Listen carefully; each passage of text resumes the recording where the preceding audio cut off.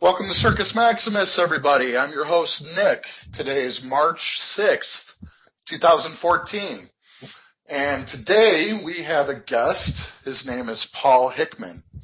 He is a radio host on the White Network, and the show is called Voice of Albion. Paul, welcome to the show. Cheers, Nick. Thanks for inviting me on. Excellent. Glad to have you. And how is England as far as the environment and the society? Well, I understand immigration has been a huge issue, and one of the most popular names out there happens to be Mohammed. That's right. England is not so good these days. It's a beautiful country, don't get me wrong.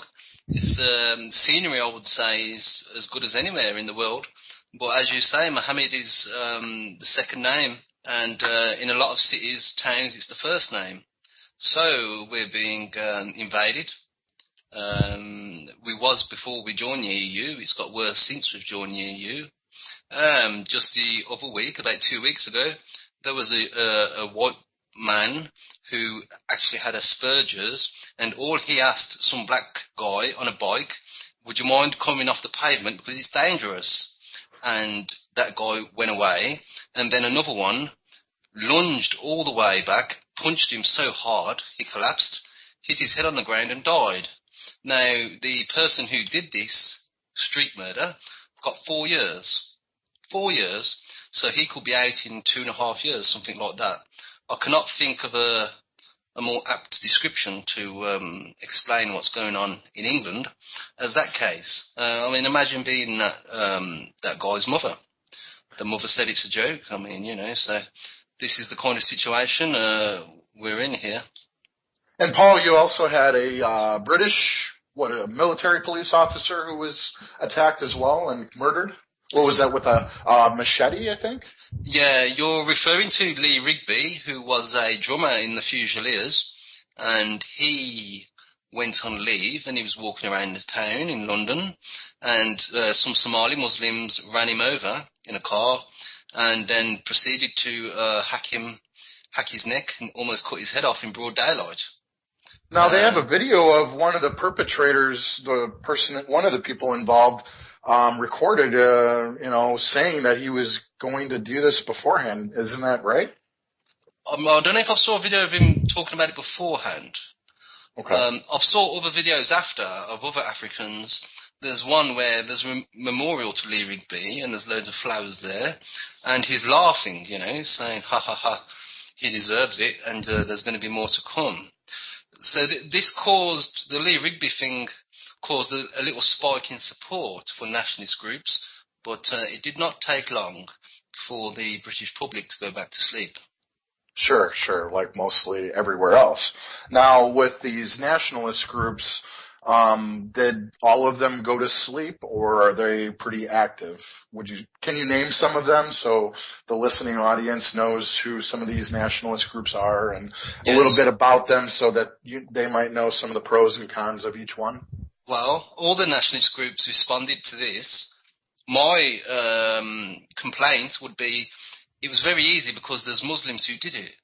They never once said this African animal or this black animal. They always said Muslim this, Muslim savage. So you've got the British National Party, you've got the National Front, and you've got the British Democratic Party, or the three main nationalist parties. I was in the British National Party for the best part of 10 years, and they've had the most success, you probably know, but I've since left and joined the National Front. Although they do less well in elections, that's not to say the British National Party do well in elections anymore, because they don't. But they've still kept to their original message, which the John Tyndall founder started in 1982, which is stop immigration, start repatriation. That means no more immigrants and start sending some back. So that's who I'm involved with at the moment. The British Democratic Party is a bit more complicated. In 2009, you had 2 MEPs elected for the BNP, and one of those MPs, Andrew Bronze, fell out with Nick Griffin, the leader of the BNP, over his kind of lack of respect for a constitution members kind of having their views. So he's gone and started his own party now, which is the British Democratic Party. So it's not really an ideal situation to have three nationalist parties competing for votes, but that's the situation we've got. There is other groups. The EDL are finished pretty much. You've got a group called Britain First, which is another splinter group, and I've never liked them because they used British National Party member lists to solicit funds. When I was organiser in the BNP, I had a contact who was going to stand as a candidate, and she was duped basically because somebody called Paul telephoned her. She thought it was me because my name's Paul, and it's from Britain First. Yes, the reason they had her details was because she was still a BNP member, so they've asked her to renew. Now, there's no way that she could renew because Britain First hadn't even existed for a year. So they basically will take the money and dupe people. That's another group. There's some more paramilitary, I think paramilitary is the right word, street groups. You've got the English Volunteer Force, the South East Alliance, the Infidels, which are quite good, that they get stuck into stuff. You've got a youth group called National Action, which I help with activities, who concentrate on universities, and they are openly National Socialist. So I just tend to think that in a kind of Darwinian way, eventually the groups or the group which has its act together will kind of rise to the top. It's too bad it's not more like Greece with the Golden Dawn over in England or the UK, you know what I mean? As far as, one solidarity movement like the Golden Dawn in the UK would probably help things out much better, I would imagine, and more could be accomplished with everybody united. The group most affiliated to Golden Dawn's ideology is the National Front, which is why I'm a member. There's a very, very strange thing with the British. They get so moulded by the mass media. I know it happens everywhere else, but it's weird. The amount of power the BBC have over people, they've tarnished the name of the National Front so badly. It's really a damaged name, but I hope that when things really come to a head, as they did in Greece, then people will forget about that. Is National Front affiliated with Nordfront? I don't know if they are officially affiliated, but they've definitely got the same kind of ideological idealism. I have a lot of love and respect for the Golden Dawn, and I see a lot of good things. Well, they haven't sold out their ideology, and they was in the shadows for a long time, and in the long term, it's paying off. So I agree with you that is the example to follow. They have their own podcast. Have you ever listened to their podcast? Yes, I listened to their podcast the other week, and they send over food aid and stuff like that. Yeah. So that's good. That's a good kind of solidarity. That's a good thing to see. What do you think of when they did hand out food, at least one time that I know of when they've recorded it, where only Greek people received the food and no one else? Well, there's nothing wrong with that whatsoever.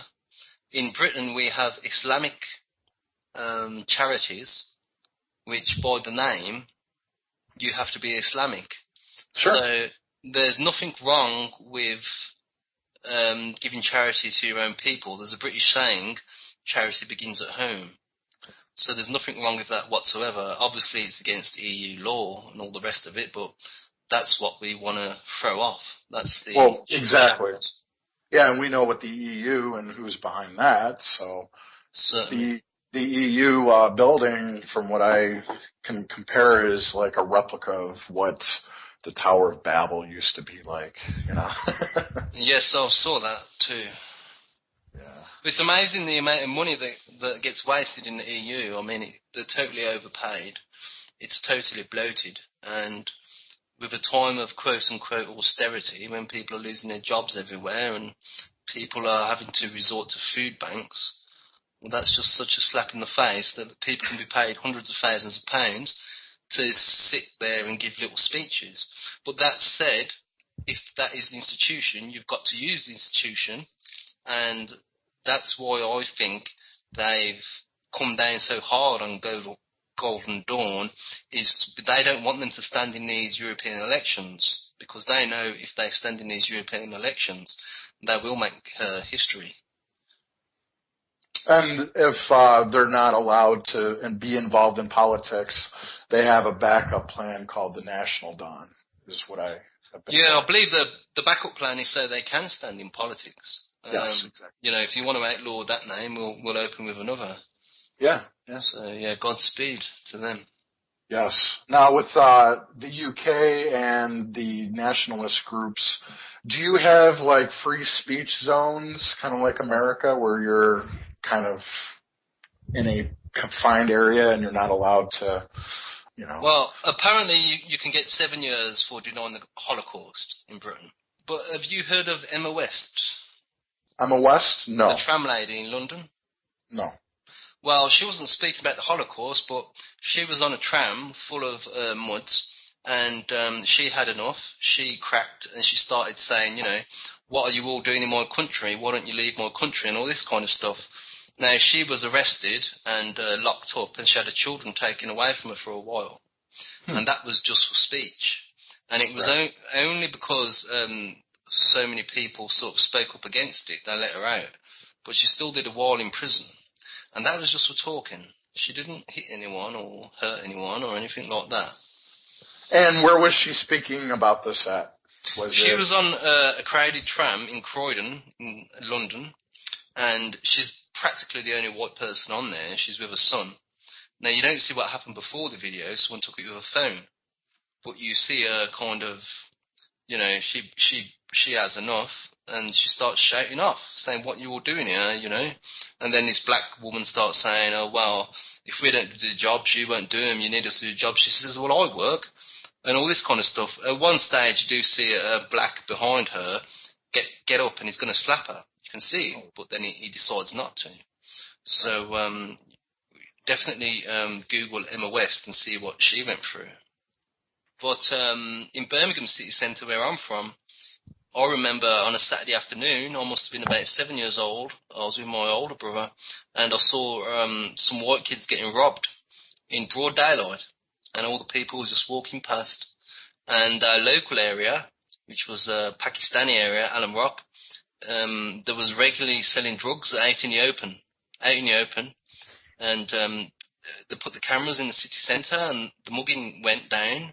They put the cameras in the Pakistani area, and the drug dealing went kind of underground. So it does stop crime, in my opinion, but it only sort of sends it more sort of subterranean.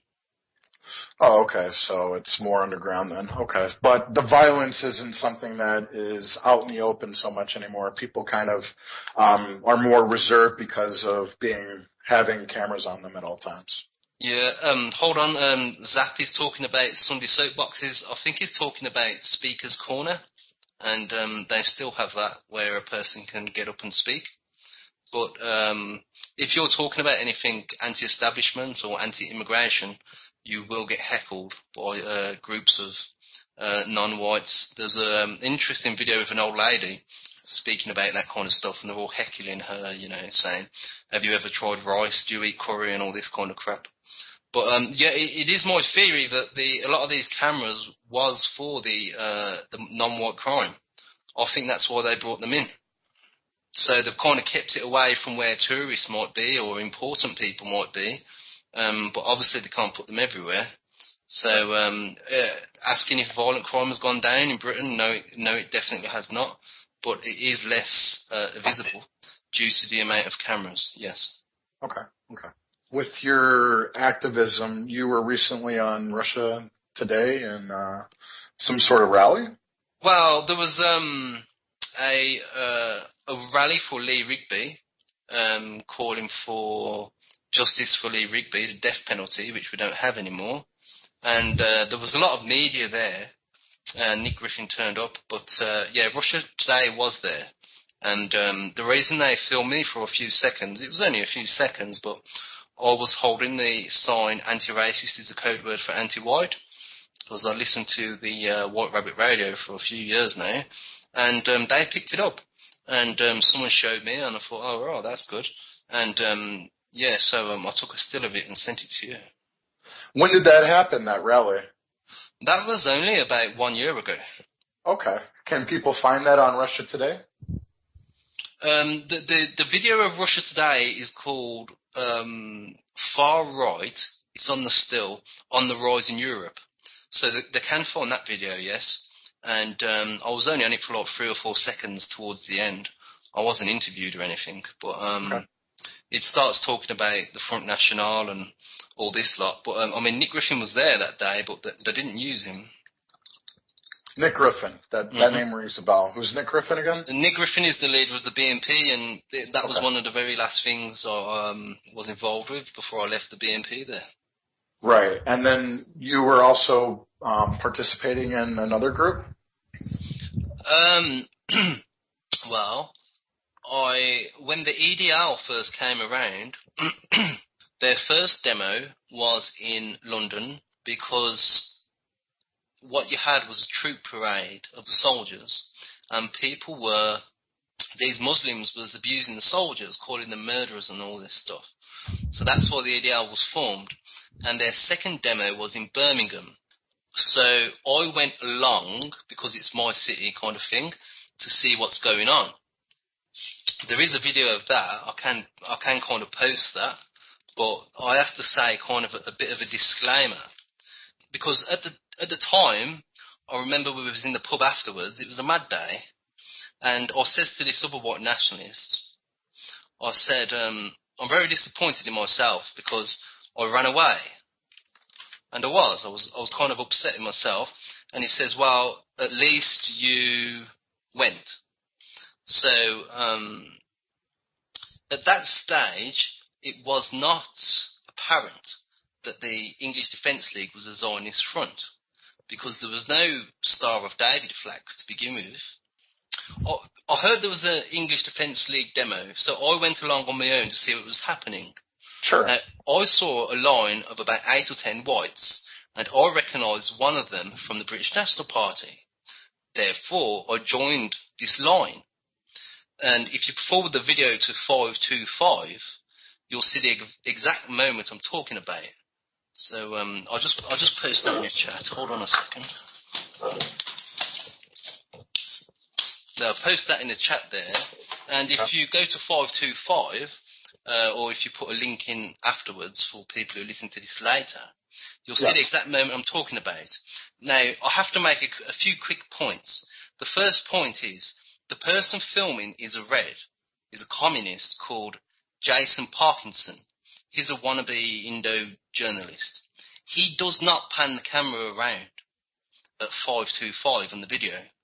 If he did, you would see a lot more muds. They was everywhere. There was on bikes, there was there with dogs, there was there with weapons. They was everywhere. And were they Africans or were they Arab everything, type? Everything. Okay, everything. Okay.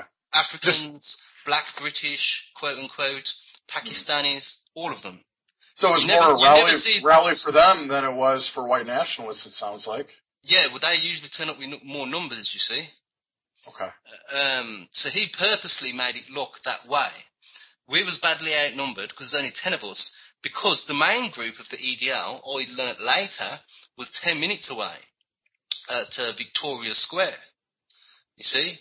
Now, I had a knife pulled on me that day, and it's the second time I've had a knife pulled on me, and I've ran both times. I don't make an apology for that, because it's just a natural reaction. You see a knife, you get out of there. Mm. Now, you must also know, I did not know one of us got left behind. Right? I would like to think, if I knew one of them, I didn't know him, but he was with us, if he got left behind, I would go back and help. I like to think, but I can't say because I didn't. I didn't know, did I? I ran. Now, we all did. And the Red Reporter shows it in a certain way. I've saw Pakis running many times. If you look for a video called Leicester EDL, you'll see about 10 Pakis in their kebab shop, and there's only about 3 or 4 whites outside.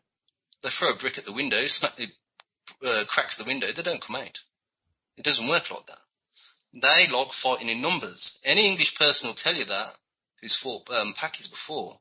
They always fight in numbers, taxi drivers, all the rest of it.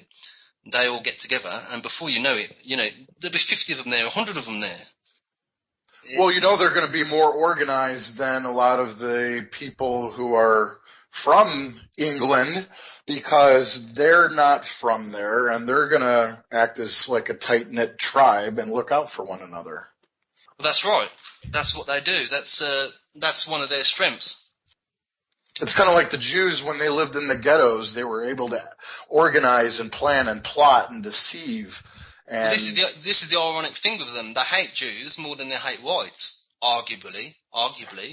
But they're circumcised. They wear a silly little hat. Their book isn't an original religion. It all comes from older religions. Mm-hmm. And they don't eat pork. So they are very much like Jews, but they don't realise that.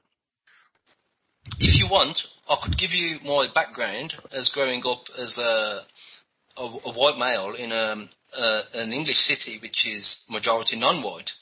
Because as I said to you, I've spoken on Caroline Yeager's show and Wolf Wall Street before about the political stuff, but the only other time I've spoke about this stuff was I rang into Jim Giles' show in about 3 years ago, and I explained in this history, but... Well, that was 3 years ago. Let's hear it again. He hasn't kept his archive. Okay. So I'll start... I have to make a few notes here, because there's a lot, right? I'll start when I'm 8 or 9 years old, okay? I was stopped at a park, a rear entry to a park, Woodin Park, local one, and there's 3 or 4 Pakis there, and they stopped us. So what's going on here? And they said, this is our park, you can't come in. And one had a bat. Now, at that age, I was quite a quiet boy. I found it quite upsetting, but that was just something. That was just a little first thing. Then, 9 or 10 years old, I noticed at junior school, when we played football, we would always play blacks vs whites, or black stick whites. I don't know if you played that, but the demographics was just so. It was kind of 50-50, right? But I always noticed the half-caste. You know what I mean by half-caste, right? No, what is it, mixed race? Like Obama, right? The half-caste would always automatically play on the black side. Always. Yeah, okay. Yeah, that makes sense. At that age, 9 or 10, I had regular fights with these blacks and half-castes at school. And then at 11 years old, I started... 11 years old, I started senior school. I had several fights with these blacks because, there's straight away, they're very tribal, they kind of try to put their mark on everything. Yeah, very territorial, and I didn't like that. So I'd have fights with them, but the interesting thing I noticed was what they would do. They would get the white kid in a headlock, right? And with the other hand, they would rub the hair. You know why they do that? Because, like our hair, European hair, it might be long or you might have gel in it or put it in a style. So that was something I noticed. And then around that age, when I was in the first year as well, 11, I remember being at the school gates, exiting the school gates, and I saw about 5 or 6 Pakis beating up this white kid. I thought, what's going on here? Why is the 5 or 6 fighting one? I remember thinking, that is going to be my future here at this school, Age 14, I had first fights with these Pakis, right? And they always fight 4, 5, 6 on one, always. That's how the Mexicans are out here, Paul, exactly. Yeah, I don't get it in a way, because even if you win, there's no honour in that. Why would you do that? But that's what they do. I did have one white friend who helped me, but no one else was really interested. So at the age of 15, 16, I remember walking around at one stage with we got some hammers from the woodwork shop and walking around with that down our trousers kind of thing, This is the education in England, in the working class areas. This is your education. Your story's a lot like mine, Paul. A lot really? Like mine. Well, I'm sure there's a lot of these stories, but I've never heard anyone ringing in because I've saw all these videos from America, these bus beatdowns and all that stuff. But I've never heard anyone call in and explain it to a radio show. Well, Paul, my first grade year, after kindergarten, my first day at first grade, we were standing in line, and there was this black kid that got transplanted from the ghetto of Chicago, brought into the white suburban area where there were mostly just white people, like 90% white, 95. And he's standing behind me right before we go into class. He sticks his hand down my pants and touches my bottom. What the hell? And I turn around and I fucking pushed him. And then the teacher comes up and then breaks us up. And then the teacher explains to me, oh, you got to take it easy on him. He's had a hard life. He just came from a rough area in Chicago. Oh, for God's sake. So you're sexually abused there.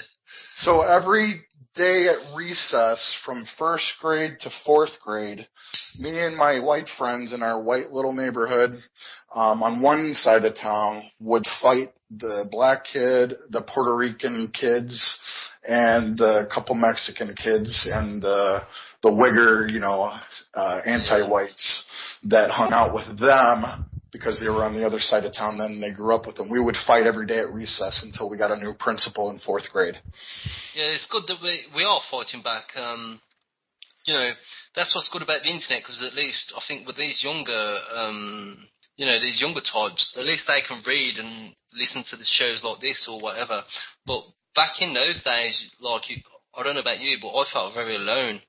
I knew it was happening in other places, but there was just no connection with other people. So I remember one day in school, we was in a classroom, there's about 10 of these packies there, and just me and another white kid, and one of them kicked him, and he come off the desk, and he says, get out. So he left, and then another one says, and you, Paul, you white bastard. So I don't know if you've ever had this adrenaline, you don't mean to do something, but you just do it. So I kind of ran over all the way across the classroom, so I hit him, and he fell to the ground. And several of them jumped on me, was kicking me.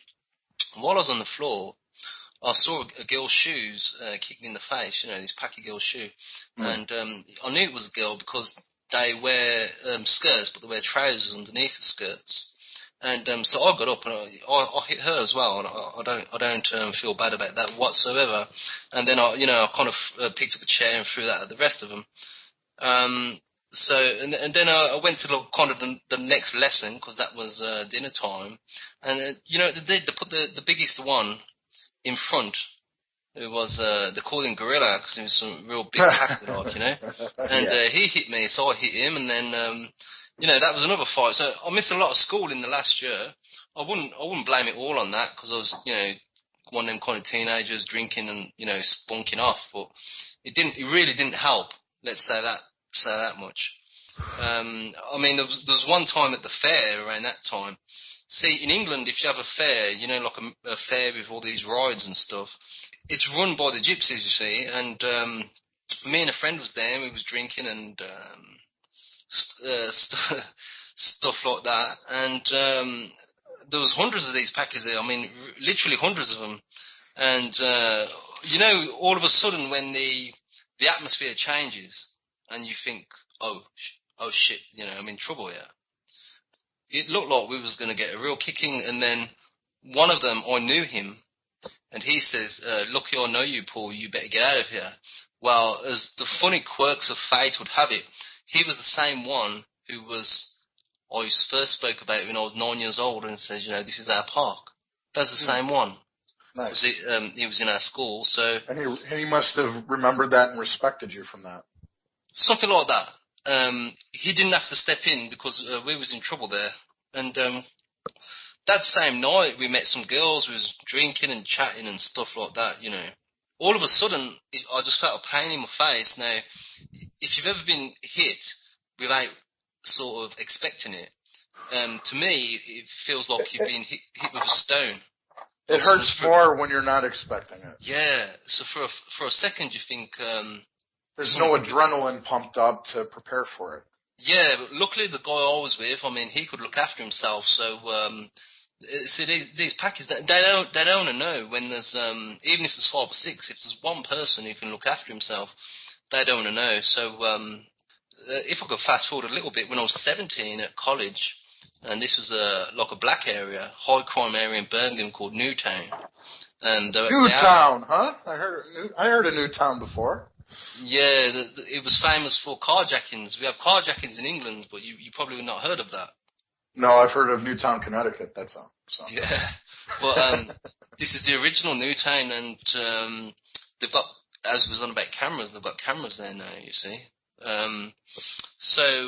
Me and two white students, two Indians, were sitting under this slide having lunch at this park. You know, it's like a slide. It's like a triangle where you can sit underneath. There's benches underneath, and three blacks come. You know what you'd call ghetto blacks with the gold teeth and all this kind of stuff. Yeah. Yeah. Little Wayne. Yeah, and they've come round the block. Who's got the cigarettes and the weed star and all this, right? And they've started checking the pockets and the wallet and of the guys I was with, and took his CD player, whatever he had back then, his headphones and all this stuff. So one grabbed my watch, so I kind of instinctively punched him, and he hit his head off the metal there. And then the three of them kicked the crap out of me and split my eye open. So I had a scar above my eye. I had to have stitches there. And sounds like you've had some battles, huh, Paul? Well, yeah, this is why I became a white nationalist, you see. It's not to say that other people haven't gone through it or anything like that, but I think it doesn't hurt to kind of get the story out there, because I remember becoming conscious. I saw the blood on the ground, and I was like, give me a watch, black, you black bastards, you know. And one of them ran back, he had a bottle, and hit me over the head with the bottle. So I was unconscious again for a little while. And then these cowardly punk students helped me up, you know. Says, oh, I'm sorry, it all happened so quickly. And all that. But that's not even the funniest part. Because, now, if someone was telling me this, I'd probably think, you know, you're probably exaggerating a bit. This is not true. I can only tell you it's true. This is my experience, right? Later that night, I put on some sunglasses because I had a massive black eye. And I went on my bike with a friend, the same friend who'd helped me in school. And we went to the outdoor, you know, the 7-Eleven, as you call it. Okay. And we went to buy some beer. You used to be able to get served really easy for beer over here. Okay. We used to laugh at the American programs. You know, you got to be 21 to buy beer. Right, right. It didn't used to be like that over here. You could buy it like 15, 16, you could get away with it. But, what's the age limit now? Officially it's 18, but they say you have to look 21. So they made it a lot harder. But as I come out the shop, my friend was down the bike and I saw 3 packies, like, you know, giving him grief, you know, I could just tell. So I can't remember who hit first there, but I remember my glasses threw off. And I'd really had enough then. I thought, you know, this is no good. And then a year later, when I was 18, I'll hurry this up. We was in a queue in Birmingham City Centre. Someone was using a cash machine, and they come around again. You know, 3 blacks, give me a pound. So I hit him, chased after him, tripped him over, kicked him in the face, and then some other blacks come, some big blacks, you know, running at me. So I ran in the shop and called the police. Asked them to call the police, and they got me out of there. So that brings me to when I'm about 23. And the owner of the shop, were they white? Yeah. They was white. So they called the police, and they took me out of town to the safe area to get the bus. So I joined the British National Party when I was 23 then. There was a leafleting session we did, because there was an area not far from me where it was the strongest area in the city, and we had a decent chance of winning. But there was one road which was known for angry blacks, quote unquote. During the leafleting session, we turned down a cul-de-sac. Do you know what I mean by a cul-de-sac? Cul-de-sac, yes. Yeah. So there's no way out. And then this BMW screeched round, you know, and the big black man jumped out, and he approached my skinhead friend who delivered the leaflet to his house, and he was saying, you know, take this leaflet. And that was his left hand. And in his right hand, he had a hatchet, like a little axe hatchet. Mm-hmm. And so, you know, me and my friend stood either side of him. I don't know why, but for some reason I says, I'll take it, you know. I put my hand out to take it, but he ignored me and threatened to kill us. And then he drove off. And as was policy, we called the police, and nothing happened. They says, you know, we couldn't find a weapon, blah, blah, blah. 2005, another incident in my local high street. 3 blacks tried to rob me, wanted my phone, so I hit him in the lip and busted his lip. And then the three of them was getting the better of me, so luckily an off-duty police officer was driving past and arrested him. Nice. And his black bucks were so brave they ran off. Right. And that was that. That's about the most recent experiences I've got. There was a time in 2010 we was doing a paper sale for the British National Party, and we was threatened to be set on fire by some African, but nothing happened there. We wasn't set on fire, and there you are. That's just a little bit of my story, so thanks for letting me get it off my chest there. Good, Paul, good. As far as America goes, luckily for us, we've got a lot of land still to have some white flight areas to go in our own country. Unfortunately, you're on a little island, and you don't have much room to go, you know? That's true, unless you've got an awful lot of money. If you want a country life out here, it's very expensive, unlike yourselves, where you could get some little farm fairly cheap. Yeah, I mean, there's a lot of rural areas that the cost of living is pretty affordable for anyone, really. As long as you're creative, you can generate enough funds in order to survive and barter, whatever you got to do out here, but it's a lot different where you're at, and that's why I wanted to hear your perspective. Paul, is there a Islamic or Paki or Muslim or whatever you want to call this group that does street patrols in areas and claim it to be a Islamic area? I've seen a video like that, and people Yes. Okay. Yeah, there is. I think it's the Muslim Defence League or some other one. And there is videos you might saw of them saying to people, you can't drink alcohol in this area. Yes. And that kind of stuff, and they will, if there's like an advertisement on the bus which shows, let's say, a woman in a bikini, not porn, just a woman in a bikini, they'll paint over it and all that kind of stuff. So there's a massive Islamic problem over here. They've all got to go. Every last one has to be out of England. And then there were a group of whites in England that started producing their own police force or street patrol. Is there any truth to that? There is truth in that. You're talking about Britain First, who I mentioned at the beginning. Now, the trouble with Britain First, they are anti-Muslim. That's all, I'm afraid. They're very pro-Jewish. Is it because they consider Jews white?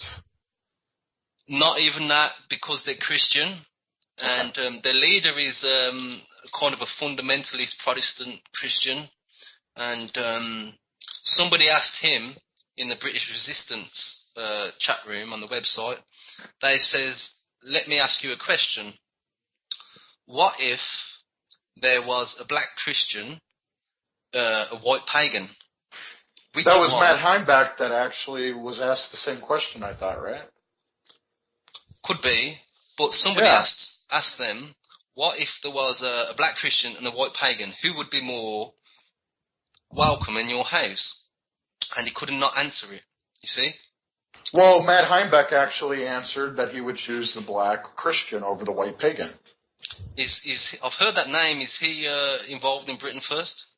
No, he's in America. He started a white, what would you call it, a fraternity at a college, and got a lot of publicity for creating an all-white fraternity.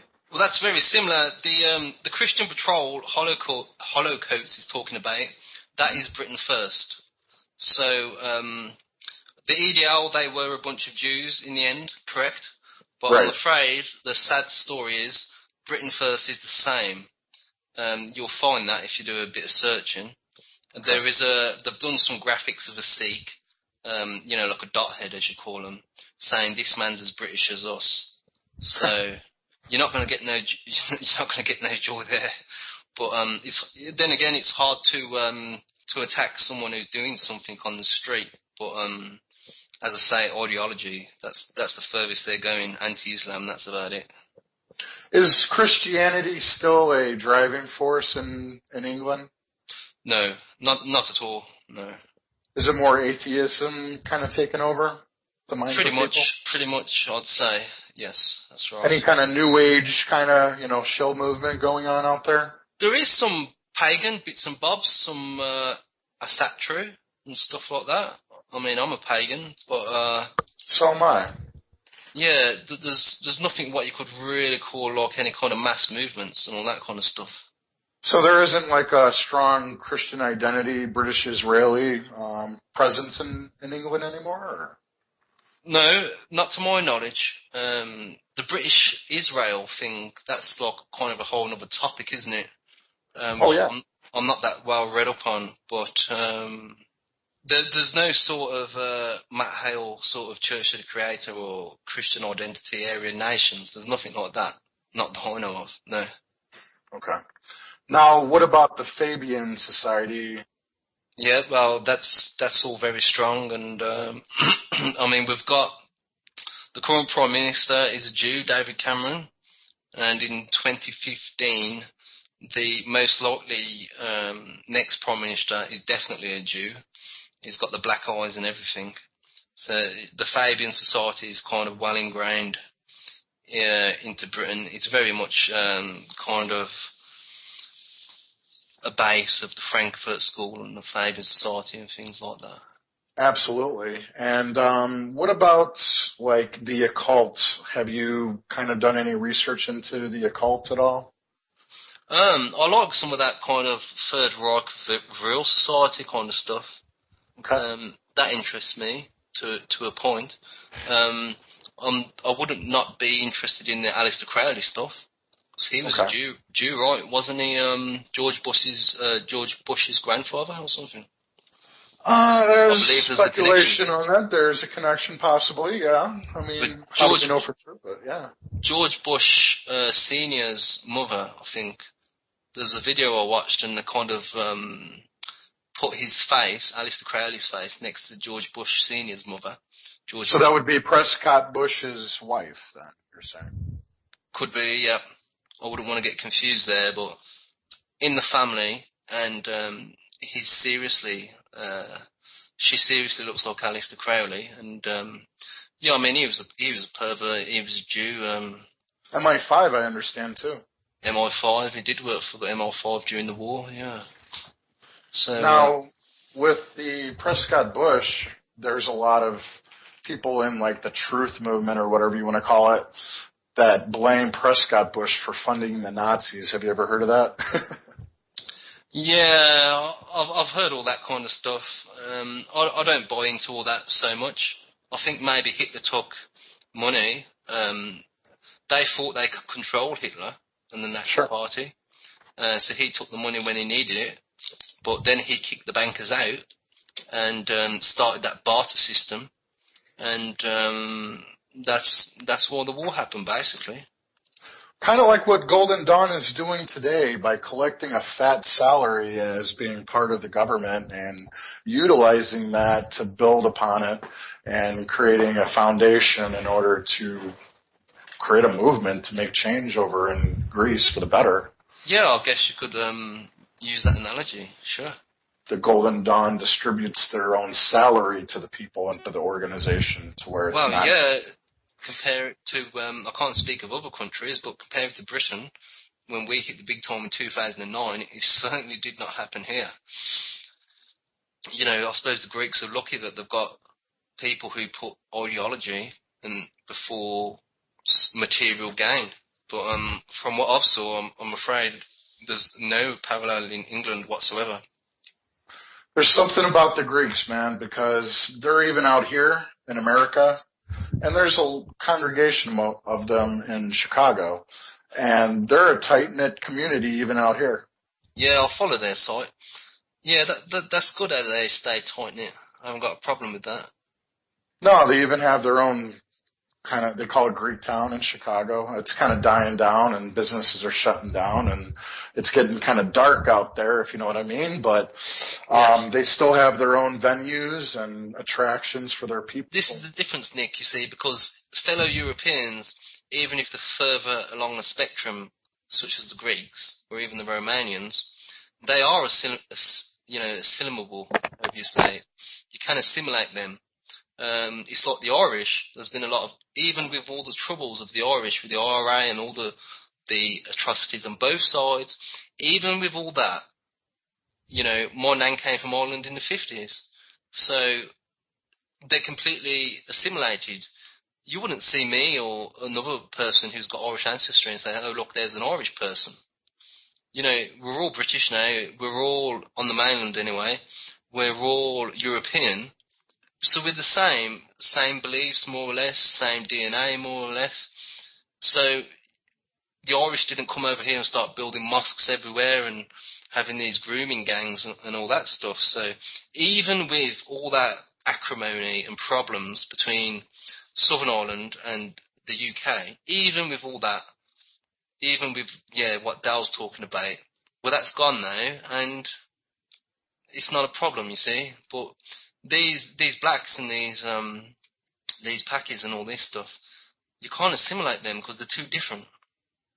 You just can't. Penguins are all right.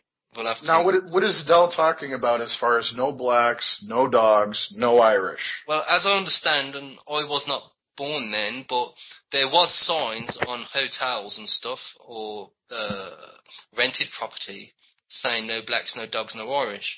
But again, it's a kind of divide and rule thing, you see, with the Masons in government and stuff. They like us fighting each other. So they will fund the IRA on one side to plant bombs on the mainland. And obviously, people on the mainland, English, are going to hate the people who put the bombs. And it just goes on and on and on and on. When all along, really, is very, very little which was different with us to begin with. Were they associating the Irish as Catholics, and it was more the Anglican versus the Catholic at that time, would you say? Well, this is what they do. They did in Ireland, as I understand it, but they didn't do it on the mainland because they knew that the Christianity had faded away on the mainland a long time before. So they went with the kind of ethnic group, Irish, if you want to call it, or cultural group, and put them after dogs and blacks, which obviously is going to cause arguments. Oh, for sure. And it's just stupid, there's that much Irish people married to English and Scottish.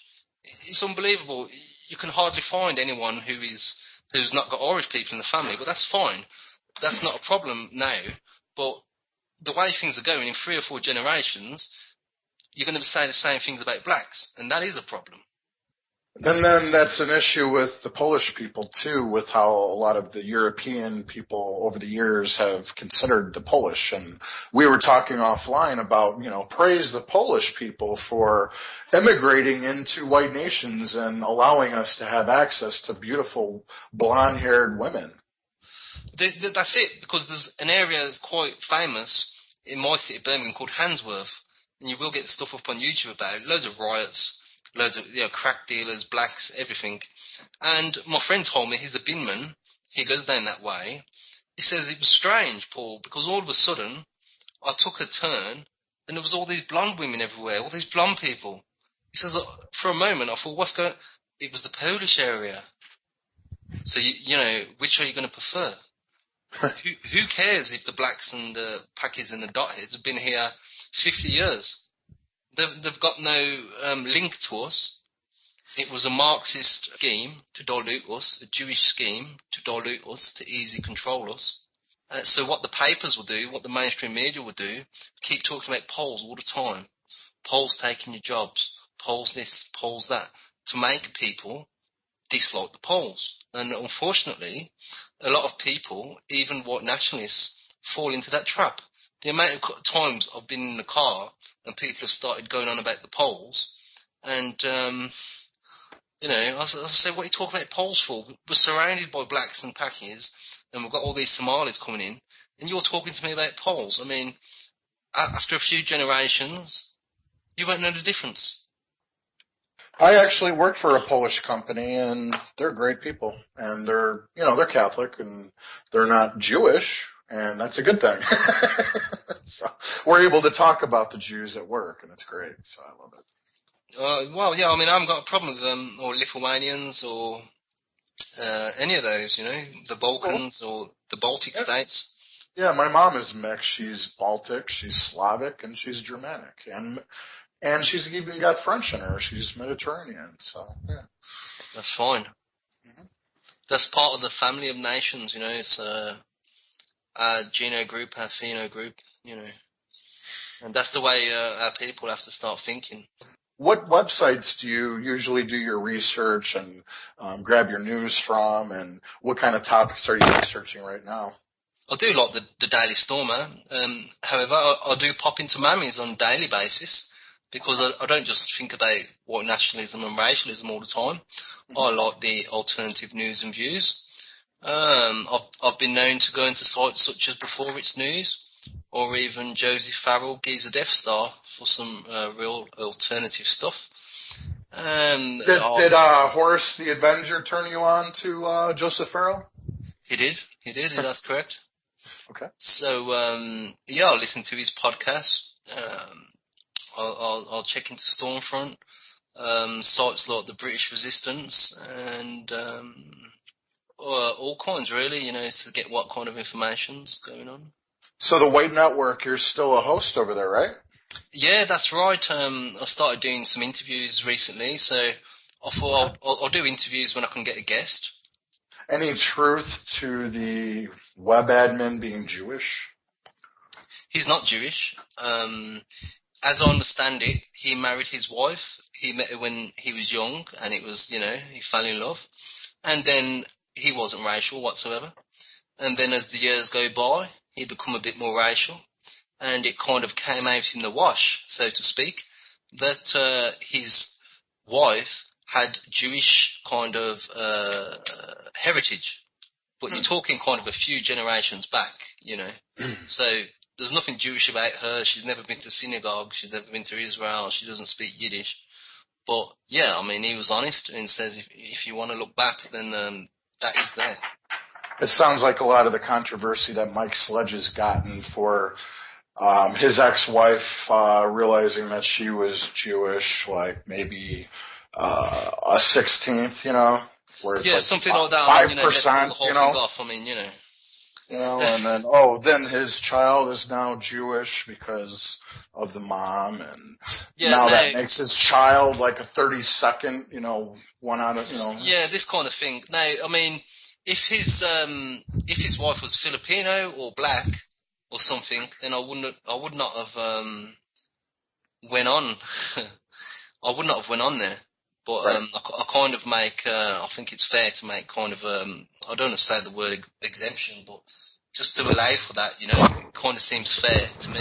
And then there was something going on, well, there's always something going on with Rodney Martin and the White Network going back and forth. What can you talk about as far as that goes? Well, see, I try to stay out of this a lot because I think Caroline is more than capable of looking after herself. But sure. I did notice earlier when we was in the chat that Rodney Martin was kind of putting his little comments in the chat, and he said something about Caroline. He says, has anyone asked when the last time she wandered outside her trailer house, and what has she actually contributed? She attacks but never offers solutions. For a person of her advanced age to spend all her time trolling the internet because she has wasted her life. Now, the first thing I'd say there, see, who cares if a person lives in a one-bedroom apartment or a mansion? I mean, are we supposed to now be, you know, respecting people who have money? Do we respect Michael Moore because he's got a big, massive house on the lake? Where does that come into it? So he mentions that, but then he mentions the trolling. Now, you could probably say a lot of things about Caroline, but I don't think one thing you could say about her is she's a troll, because she always puts her names to stuff. So I don't know where he gets that from, but Rodney Martin's made a troll account on Facebook, especially to attack Caroline. What's the name of the Facebook account? Larry Symes. It's an open account. Larry Symes. What does that mean? The name is some kind of retired Air Force guy. So someone found it on Wiki within a couple of minutes. So he's made up this bullshit, you know, fake account. Even John Denugent confirms it is a fake account because he knows what's going on. And his objective because he's even got a site to World Trade Foundations on his blog, so you can't say he's taking sides. Rodney tried a little charm offensive with John Januden, and it didn't work. John Januden says, pull your socks up. You shouldn't be going around making fake accounts just to attack women. But just earlier, written in Mammy's chat, she's a miserable person and takes it out on people. Not just me. See, he was always playing the race card. The innocence card. Well, yeah, he would claim that Zap. Zappa's writing, he claims it's not his account, but if you remember earlier, I put it to him twice.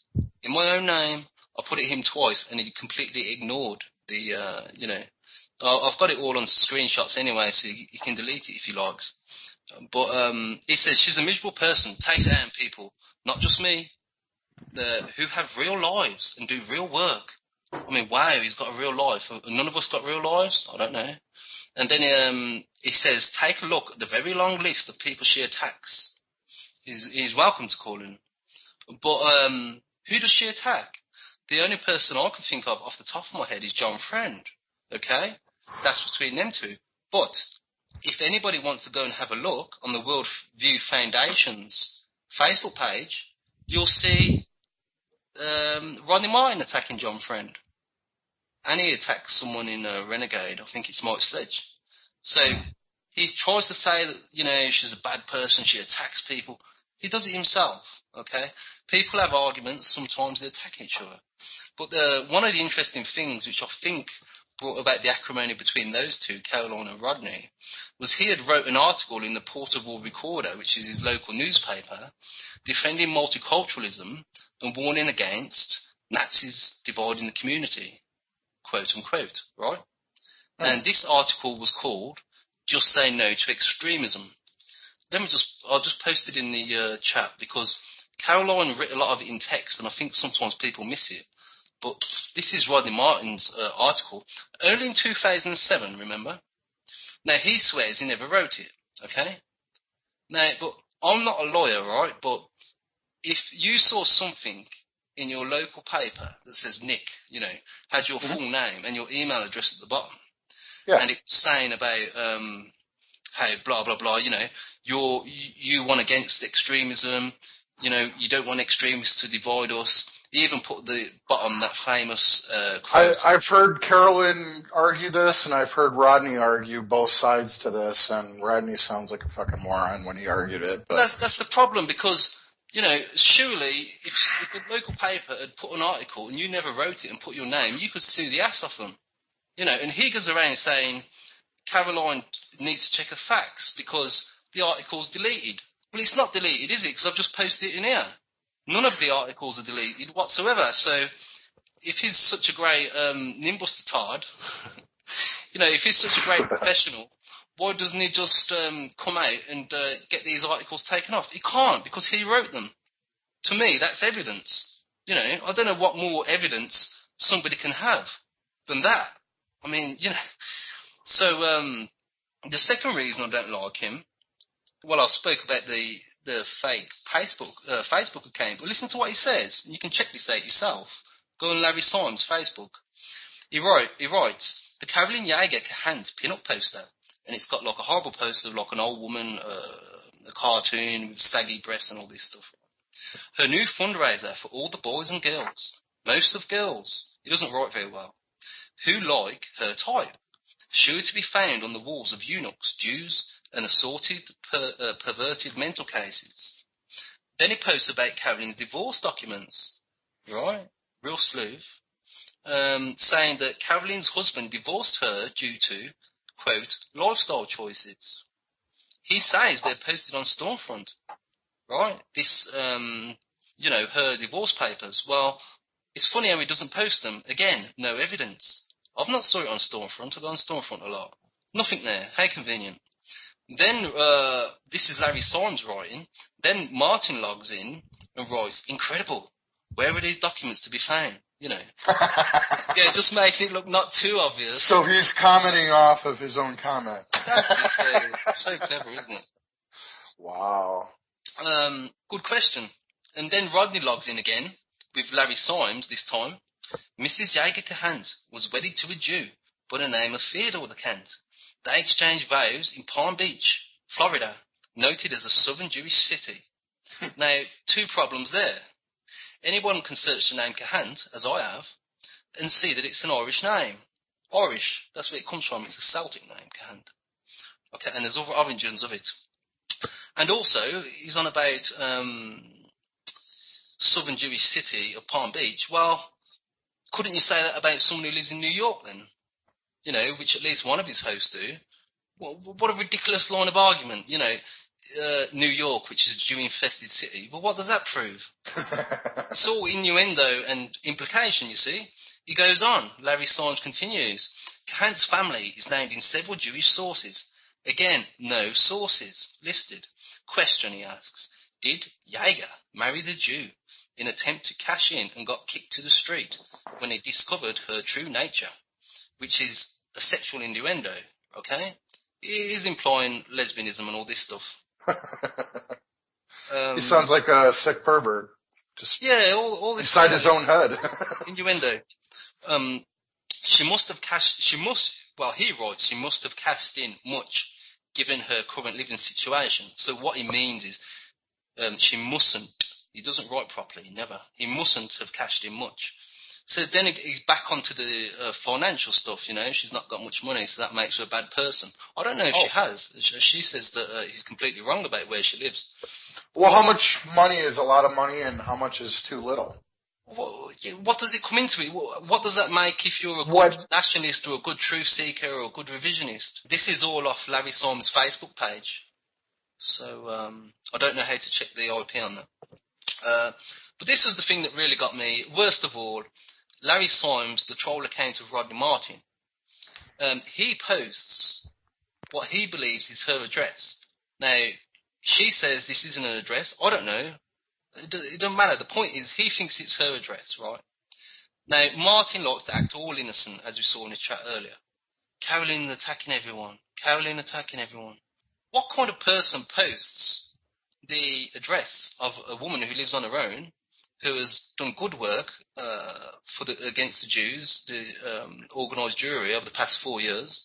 So, Paul, do you think constantly doing podcasts about the Holocaust is worthwhile over time, or are we beating a dead horse, though? I wouldn't say it's a dead horse because there's always new information coming out, you see. Now, some people, notably David Irving, Mark Webber, who's kind of followed him, have says that these Reinhard camps in the east, that there was gas chambers. This is very new, quite new information, what they contend. So the point is, what's the point of being a revisionist and saying that there was no gas chambers at Auschwitz, rightly so, if there was in the East and a couple of million died in the East? That's what they're saying. Revisionists, as I understand it, contend, which the evidence shows, a couple of 100,000 Jews probably died. Many was partisans on the Eastern Front. And then many died towards the end of the war because of the amount of Allied bombing, so there was no supplies. The Germans were starving, let alone prisoners. So why should you be blamed for something you didn't do? And we know they use it against us. We know they use it to justify our genocide. So in that respect, it is important. I mean, I've had white nationalists say that before. Who cares? But you better care, because if you're serious about it, because if you do ever get on MSN or any kind of interview, what do you think they're going to ask you? They're going to ask you about the Holocaust. So what are you going to say? I don't know.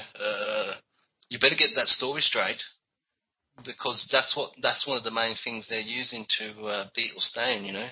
I guess it depends on what country you're in as far as wanting to discuss that. It does. Well, I mean, at the end of the day, if someone like Sylvia Stoltz is willing to go to jail to tell the truth, and she's a woman, then I don't see any excuse. A woman in Germany, I don't see any excuse of any white man on this planet to not tell the truth about it. She's a woman in Germany, and she's saying it, and what, you can't say it? Yeah, that's true. That's good point. Welcome back, everybody, to Circus Maximus.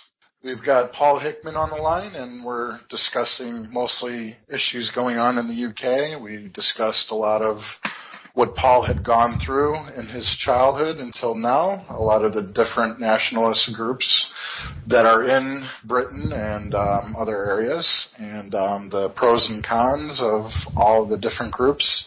Is there any positives to these groups, Paul? Yeah, I mean, they've all got the positives in a way.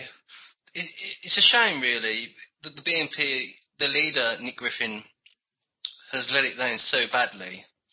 Because sometimes I will criticise the leadership. It's not just Nick Griffin, it's the people he's got around him. They're real losers, really. You know, I mean, they're like no ideological direction. It's like he's just grabbed them. Basically, to get on in the British National Party and to have a paid position, which all the leadership have paid positions, you have to have one main prerequisite, and that prerequisite is to agree with Nick Griffin. So they all agree with Nick Griffin, and they're all on decent money. Wasn't that how William Pierce's operation was kind of like, though, too? I'm not so familiar with the ins and outs of William Pierce, National Alliance. I mean, I like what it stood for, but I really couldn't comment on that. I know that they had money off the order. I'd like to know what happened with that money. What do you think of what went down with the order? Well, I read that book, and I always forget the name of the book, the orange one, about the order. Yeah, I mean, it was inspiring, but, well, it was a shame how quick a lot of the dominoes fell, wasn't it? Because you had that Martinez. I remember reading the preface of the book, or the back of the book, and I thought, well, that looks a bit of a mosquito name. And then it turns out he was the one who dropped the minute, wasn't he? And I think a couple of the others, they soon collapsed, but at least you've got it. I mean, you know, David Lane, Scutari, Bob Matthews, I mean, at least you've got someone to look up to. David Lane's got a great website. I've read a lot of his stuff on a site called Black Sun Invictus. Okay. He's a very clever man, actually, wasn't he? He wrote about all kinds of subjects. DavidLane1488.com is a really good one. Oh, I'll have to check that out. Group. And I've never liked them because they used British National Party member lists to solicit funds. When I was organiser in the BNP, I had a contact who was going to stand as a candidate, and she was duped, basically, because somebody called Paul telephoned her. She thought it was me because my name's Paul, and it's from Britain First, yes. The reason they had her details was because she was still a BNP member, so they've asked her to renew. Now, there's no way that she could renew because Britain First hadn't even existed for a year. So they basically will take the money and dupe people. That's another group. There's some more paramilitary, I think paramilitary is the right word, street groups. You've got the English Volunteer Force, the South East Alliance, the Infidels, which are quite good. They get stuck into stuff. You've got a youth group called National Action, which I help with activities, who concentrate on universities, and they are openly National Socialist. So I just tend to think that in a kind of Darwinian way, eventually the groups or the group which has its act together will kind of, because it's dangerous. And that guy went away, and then another one lunged all the way back, punched him so hard he collapsed, hit his head on the ground and died. Now, the person who did this street murder got 4 years. 4 years, so he could be out in 2.5 years, something like that. I cannot think of a more apt description to explain what's going on in England as that case. I mean, imagine being that guy's mother. The mother said it's a joke. I mean, you know, so this is the kind of situation we're in here. And Paul, you also had a a military police officer who was attacked as well and murdered. What was that, with a machete, I think? Yeah, you're referring to Lee Rigby, who was a drummer in the Fusiliers, and he went on leave and he was walking around the town in London, and some Somali Muslims ran him over in a car and then proceeded to hack his neck and almost cut his head off in broad daylight. Now, they have a video of one of the perpetrators, one of the people involved, recorded, saying that he was going to do this beforehand. Isn't that right? I don't know if I saw a video of him talking about it beforehand. Okay. I've saw other videos after of other Africans. There's one where there's a memorial to Lee Rigby and there's loads of flowers there, and he's laughing, saying, ha ha ha, he deserves it, and there's going to be more to come. So this caused, the Lee Rigby thing caused a little spike in support for nationalist groups, but it did not take long for the British public to go back to sleep. Sure, like mostly everywhere else. Now, with these nationalist groups, did all of them go to sleep, or are they pretty active? Can you name some of them so the listening audience knows who some of these nationalist groups are, and a little bit about them so that they might know some of the pros and cons of each one? Well, all the nationalist groups responded to this. My complaint would be, it was very easy because there's Muslims who did it. They never once said this African animal or this black animal. They always said Muslim this, Muslim savage. So you've got the British National Party, you've got the National Front, and you've got the British Democratic Party, or the three main nationalist parties. I was in the British National Party for the best part of 10 years. Welcome to Circus Maximus, everybody. I'm your host, Nick. Today is March 6th, 2014. And today we have a guest. His name is Paul Hickman. He is a radio host on the White Network, and the show is called Voice of Albion. Paul, welcome to the show. Cheers, Nick. Thanks for inviting me on. Excellent. Glad to have you. And how is England as far as the environment and the society? Well, I understand immigration has been a huge issue, and one of the most popular names out there happens to be Mohammed. That's right. England is not so good these days. It's a beautiful country, don't get me wrong. Its scenery, I would say, is as good as anywhere in the world. But as you say, Mohammed is the second name, and in a lot of cities, towns, it's the first name. So we're being invaded. We was before we joined the EU. It's got worse since we've joined the EU. Just the other week, about 2 weeks ago, there was a white man who actually had Asperger's, and all he asked some black guy on a bike, would you mind coming off the pavement? They've had the most success, you probably know, but I've since left and joined the National Front. Although they do less well in elections, that's not to say the British National Party do well in elections anymore, because they don't. But they've still kept to their original message, which the John Tyndall founder started in 1982, which is stop immigration, start repatriation. That means no more immigrants and start sending some back. So that's who I'm involved with at the moment. The British Democratic Party is a bit more complicated.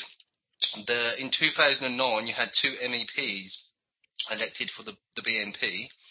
And one of those MPs, Andrew Bronze, fell out with Nick Griffin, the leader of the BNP, over his kind of lack of respect for a constitution and members kind of having their views.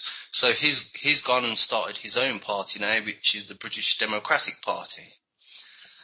So it's not really an ideal situation to have three nationalist parties competing for votes. But that's the situation we've got. There is other groups. The EDL are finished, pretty much. You've got a group called Britain First, which is another splinter